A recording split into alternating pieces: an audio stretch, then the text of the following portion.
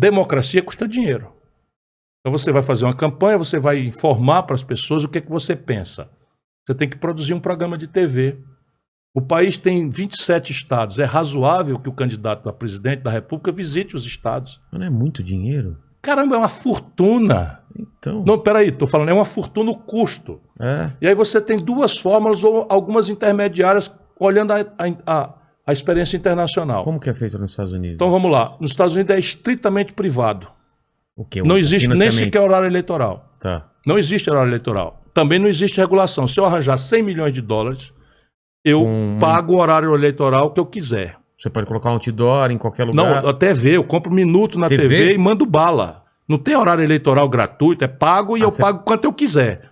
Por conta da moral ancestral de que o dinheiro é elemento central e tal. Tá. Qual é a grande discussão nesses lugares? É que o poder econômico está deformando a democracia. Sim, o cara Está que tem mais dinheiro... Quem tem grana, quem tem mais dinheiro, impõe seus valores ao conjunto da sociedade. Não por acaso a sociedade americana está decadente e é a mais desigual sociedade rica do mundo.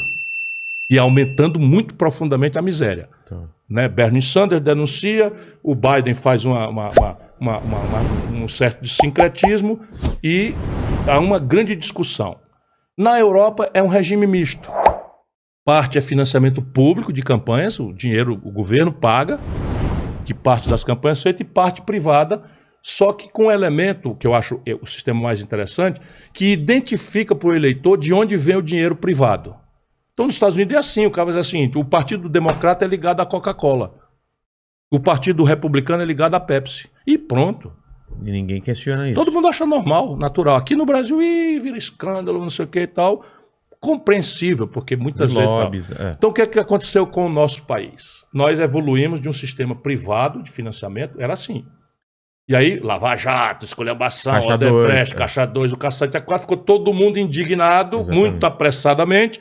Aí fomos para o sentido oposto, sem discussão, sem nada, fomos para o sentido oposto. Agora está proibido dinheiro privado, vai ser financiamento público de campanhas, vai se criar um fundo.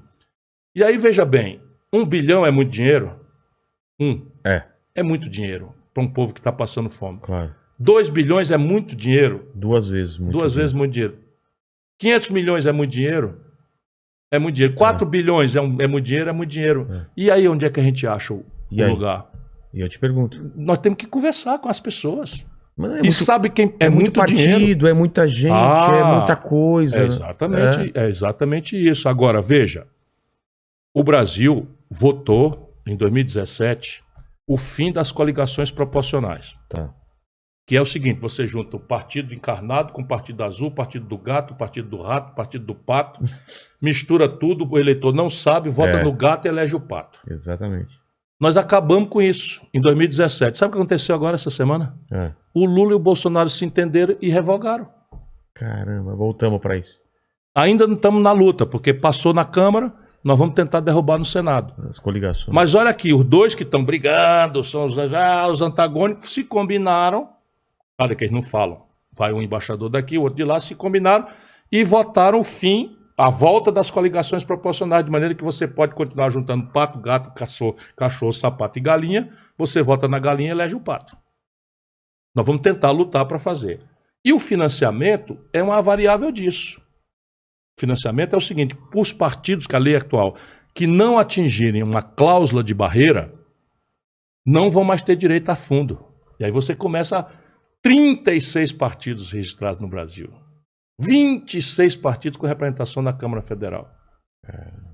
Aí você vai fazer uma reunião, tem que falar com os presidentes dos partidos. Tem que juntar 26 pessoas, cara. E às vezes é um assunto estratégico. Tem um doidinho ali, que é o presidente de partido e tal, porque só quem não conseguiu fazer um partido no Brasil foi o Bolsonaro. O resto todo mundo tem.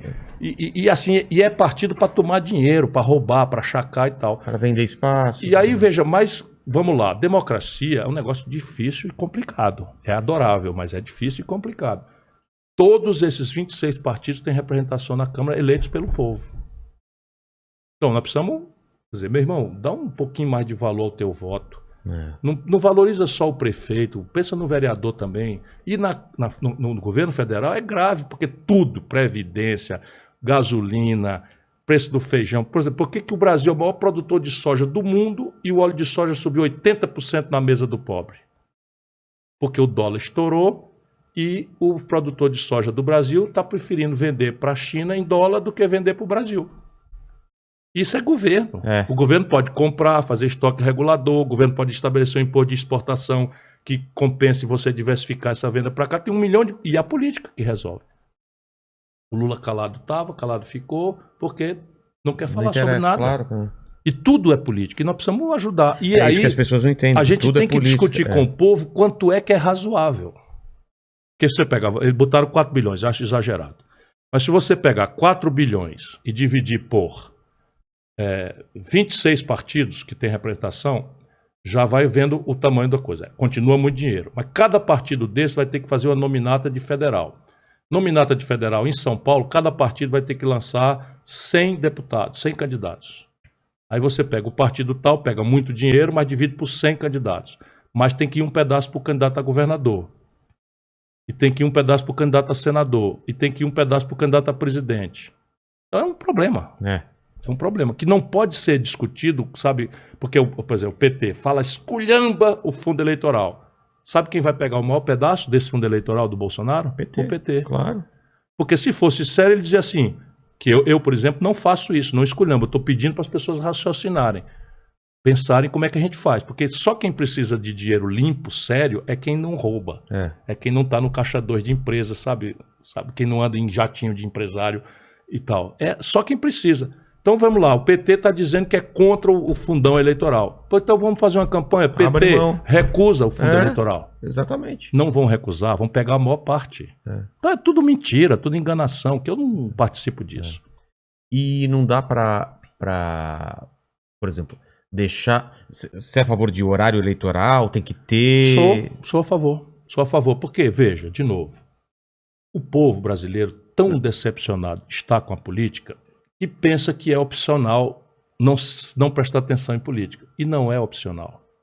Por quê? Porque o poder que decide o preço das coisas, a qualidade da saúde, da educação, da segurança, do emprego, sabe, das relações internacionais, tudo é a política que resolve.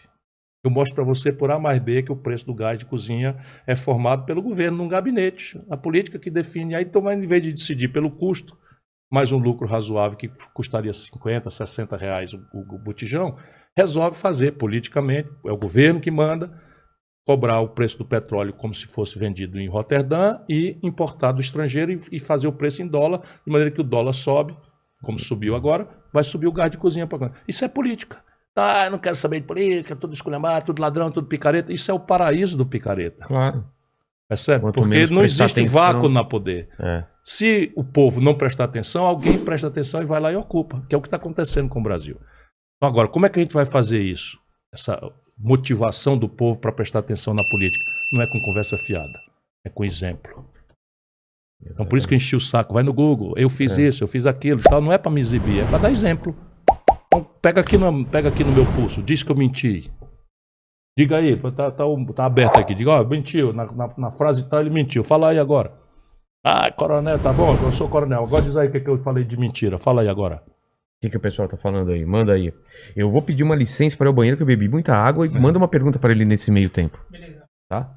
Ó, o Guilherme Lavinas falou aqui, Ciro, apesar dos problemas serem complexos, como planeja simplificar o discurso para chegar principalmente na população mais humilde?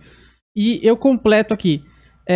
Como que, na hora de simplificar esse discurso, parece que todos os candidatos simplificam da mesma maneira, né? Isso. E aí fica muito... Como que, nesse caso, a pessoa mais humilde consegue discernir quem que é o candidato certo para ela votar e não continuar na mesmice? Eu devia responder essa pergunta com um não sei muito humilde, né? Mas eu tenho uma proposta que é a que eu estou executando.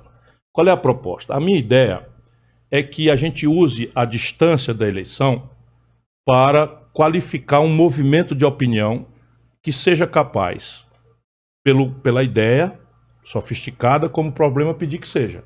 Então, se eu dizer assim, não, eu não vou mais cobrar o imposto, não vou mais cobrar o gás pelo preço em dólar, vou cobrar por quanto custa produzir aqui. Eu acho que todo mundo entende. Aí eu mostrei aqui o sanduíche e tal. Por que eu vou cobrar? Então, o sanduíche do Dogão devia cobrar o seguinte, quanto é um cheeseburger em Hamburgo, na Alemanha? É muito mais caro do que aqui. Então eu vou cobrar como se eu tivesse capacidade de vender em Hamburgo, na Alemanha. Todo mundo entende isso. Então qual é a ideia minha? A ideia é o seguinte, estabelecer, e eu faço a partir de um livro, né, estabelecer um conceito complexo, como os problemas são, e a partir da ideia eu tentar explicar para uma corrente de opinião. Então eu corri tudo quanto é de universidade, porque o jovem brasileiro não tá mais predisposto ao novo do que essa velharia que se acostumou, né, com o lulopetismo e essa memória afetiva, etc. Então eu fui aos universitários, aos jovens, horas a fio, muitas horas a fio de conversar. Esse livro nasce disso, eu falando, ouvindo perguntas, indo estudar, consultando especialistas, e montei então a base de um projeto nacional de desenvolvimento e estou criando uma corrente de opinião que consegue replicar. Então hoje quando eu diz assim, uma coisa que eu comecei a dizer, olha, o povo não compra dólar, mas come pão, e pão é feito de trigo, e trigo o Brasil tem que comprar do estrangeiro, e compra quanto o estrangeiro paga em dólar. Então pão é trigo e trigo é dólar. Todo mundo está repetindo isso. Eu fico feliz porque vejo coisas que eu criei, que são metáforas, tentativas de simplificação, não é? E que é basicamente isso, a ideia, multiplicadores, não é? E forçar a barra, ir lá para o podcast do Vilela, sentar com ele, não perguntar que hora vai acabar, pergunta, responde, explica de novo, por quê? Para mim só tem essa saída, porque o que está precisando ser feito no Brasil não é porque tinha um manual. Não vou chamar ele de Mandíbula, me dá o nome dele. Gustavo. Mas pode Mandíbula. chamar, mas fica à vontade. Não, todo Gustavo. mundo. Ele mesmo se apresenta como Mandíbula. O que está errado no Brasil, amigo Mandíbula, não está errado porque tinha um manual de fazer certo e os caras em Brasília são tão fila da gaita e picareta que fazem tudo errado de propósito. Não é isso. O que está errado no Brasil está errado para atender ao interesse de uma minoria ativa, organizada, que sabe tudo o que está acontecendo, faz política 24 horas por dia, confiando que a maioria do povo está agarrado na luta, difusa, desinformada, sem prestar atenção, passando o pão que o diabo amassou. Ou a gente conecta esta multidão desorganizada naquilo que precisa ser feito, ou a tendência é ou você se rende ou quebra, ou morre. Percebe? E eu não quero, sou novinho demais para me matar, como Getúlio, tenho juízo e muita responsabilidade para renunciar, não vou renunciar, né, como João Goulart, e não tem peruano que me tire com impeachment de golpe, porque aí eu não vou deixar acontecer mesmo. Antes eu chamo o povo para ver o que está acontecendo. Mas eu não quero fazer isso no conflito, eu quero fazer isso no diálogo e na reconciliação do povo brasileiro. Por isso eu apresento as ideias. Então eu digo, num dia eu digo, vou cobrar imposto sobre os grandes patrimônios. E digo como? Vou cobrar 0,5% nos patrimônios de 20 milhões, 1% acima de 30 milhões e 1,5% acima de 40 milhões. Eu vou arrecadar 60 bilhões de reais e vou aplicar num programa de renda mínima. Isso vai atingir 58 mil pessoas, os poderosos do país. E eu digo isso todos. Então esses poderosos vão achar ruim, são muito egoístas, porque 0,5% não custa nada. Custa nada, não vale nada. Um patrimônio de 20 milhões de reais, você cobrar 0,5% ao ano, não vale absolutamente nada para um bilionário desse que não deixará de ser rico, podre de rico, de passar o resto da vida, os filhos, os netos ainda rico e tal, mas precisa tirar o dinheiro de quem tem, para ajudar a salvar o país do desastre que nós estamos fazendo. No dia seguinte, o Lula diz assim, eu sou contra o imposto. E o Bolsonaro, no dia seguinte, aconteceu, vão no Google e vejam, o Bolsonaro, com o mesmo argumento do Lula, cara, o Lula diz assim, não, eu posso fazer um imposto sobre grandes fortunas, mas eles vão, como a França, vão embora do Brasil, como na França. Aí o Bolsonaro, que não sabe de nada, né, vai lá e diz assim, não, imposto de grande fortuna não dá certo não, porque na França botaram e eles vão embora. O mesmo exemplo do Lula. Caramba. E o que aconteceu na França, alguma coisa parecida? A França botou 27%, 28%. E a França está vizinha da Alemanha, está vizinha da Inglaterra. Você atravessa da França para a Inglaterra a nado. O Canal da Mancha. Na Itália, na Suíça, está tudo do lado. Da Espanha, está tudo do lado.